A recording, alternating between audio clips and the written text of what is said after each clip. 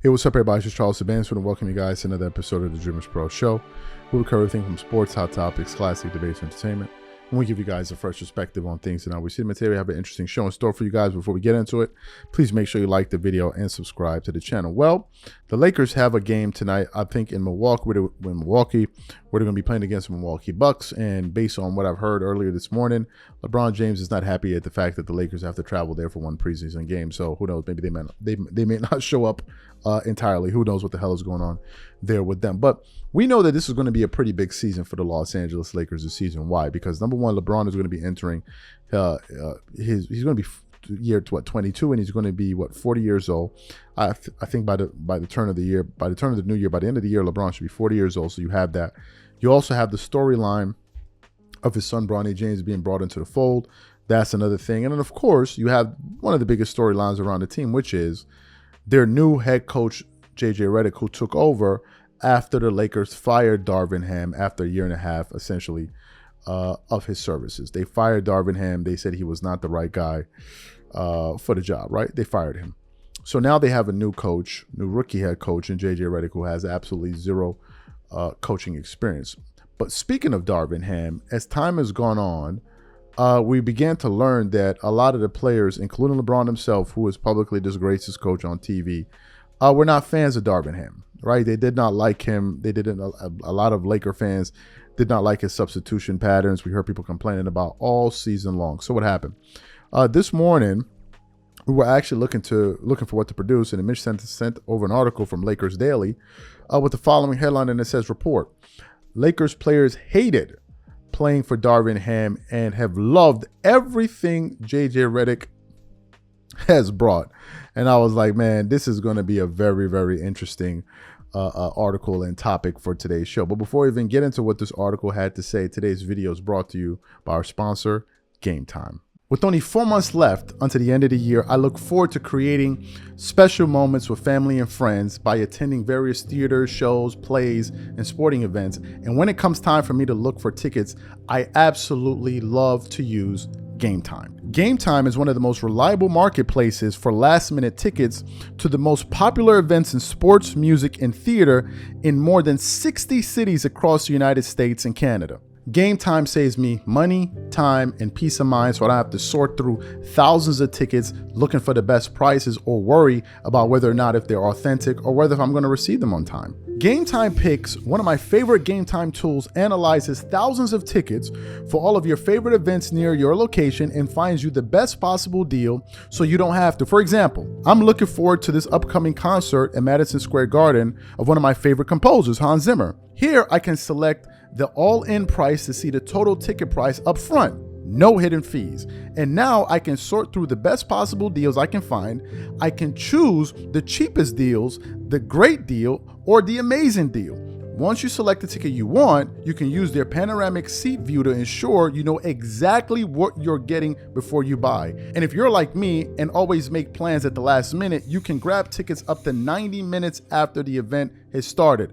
So take the guesswork out of buying tickets with GameTime. Download the app, create an account, and use code CLNS for $20 off your first purchase. Again, create an account and use redeem code CLNS for $20 off. And remember, whenever you support this sponsor, you're supporting this channel. Thank you. So let's get into what this article has to say here. It says, according to sources of HoopWire, Mather, members of the Los Angeles Lakers enjoy playing under head coach JJ Redick far more than they did playing under Darvin Ham. Although the Lakers have only played 2 preseason games, both losses, under Redick, NBA sources have told HoopsWire that they have loved everything Redick has brought to the table, Mather wrote. Those same sources also said that the Lakers players hated playing for Ham, who is now an assistant coach back with the Milwaukee Bucks. ESPN's Dave McMenamin reported last month that folks were telling Redick it would be a bad idea for him to take the Lakers job in the offseason. From when Redick first talked about the position with Pelinka during the NBA draft combine in May, to officially becoming a Lakers candidate along with New Orleans assistant James Borrego and University of Connecticut coach Dan Hurley. Several people close to Redick told him it would be a bad idea to take it, sources told ESPN, McMenamin wrote. But Redick was introduced as the 29th head coach in the franchise history last summer, and the Lakers hired him to replace Ham. In Ham's 2 full seasons as the head coach of the Lakers, Los Angeles never was truly a great regular season team. The Lakers won 43 games in the 2022-2023 regular season and 47 the season after the Los Angeles Lakers had to fight their way through the play-in in order to qualify for the 2023 NBA playoffs and then the 2024 NBA playoffs. With the start of the new 2024-2025 regular season just under 2 weeks away, Redick is hoping that he will lead the Lakers to enough wins to the point where the team will secure a top 6 seed in the Western Conference and not have to participate in the play-in tournament. And then the article then goes on to say a few other things there. So that's how much of a whirlwind it was last year that I didn't even realize the fact that Darvin Ham coached 2 full seasons with the Lakers. I thought it was a year and a half. I'm thinking about Russell Westbrook, who's with the team for a year and a half. So Darvin Ham coached the team for, for 2 years. Now, let's get about this. Let's talk about this comparison between JJ Redick and Darvin Ham. Based on some of the things that I've seen, JJ Redick has a much more free-flowing offense that he's trying to implement, where is primarily predicated on ball movement and player movement. You're always moving, always cutting, always swinging the ball. So it's going to be interesting to see how that works out for players like LeBron James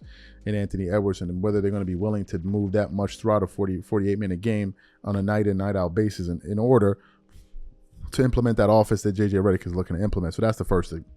But listen, I'm not buying into all of these colorful words and this long grammar that this article wrote and what players are saying and how much they like. To me, I don't care whether or not they like Darvin Ham or they didn't like Darvin Ham or they like JJ Redick. That's not important. How this team ultimately will be judged is not based on how much they like their coach. It's going to be based on the results that they produce. And the fact of the matter is, in the 2 years that Darvin Ham coached this team, the first year they made it to the Western Conference Finals. All right.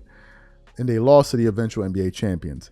The next year they made it to the playoffs and they lost in the first round to the defending champions. The point is, they made the playoffs 2 consecutive seasons. And in the first one, they made a proper run.